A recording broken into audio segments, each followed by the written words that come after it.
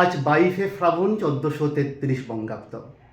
রবীন্দ্রনাথের প্রয়াণ দিবসে আমার শ্রদ্ধার্ঘ সুকান্ত ভট্টাচার্যের কবিতায়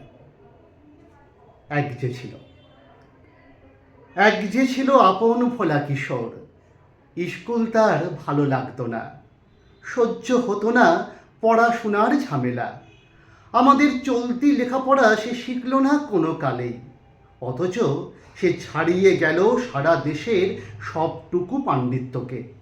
কেমন করে? সে প্রশ্ন আমাকে করো না। বড় মানুষের মধ্যে গরিবের মতো মানুষ, তাই বড় হয়ে সে বড় মানুষ না হয়ে মানুষ হিসেবে হলো অনেক বড়। কেমন করে? সে প্রশ্ন আমাকে করো না।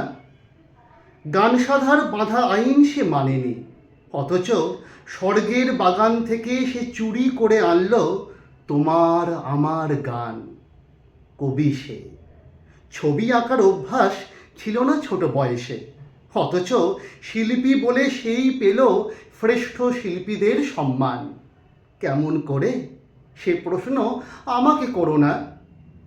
মানুষ হলো না বলে সে ছিল তার দিদির আক্ষেপের বিষয়। অনেক দিন অনেক বিদ্রূপ যাকে করেছে আহত, সেই একদিন চমক লাগিয়ে করল বিশ্বজয়। কেউ তাকে বলল বিশ্বকবি, কেউ বা কবিগুরু। উত্তর দক্ষিণ পূর্ব পশ্চিম চারদিক করল প্রণাম।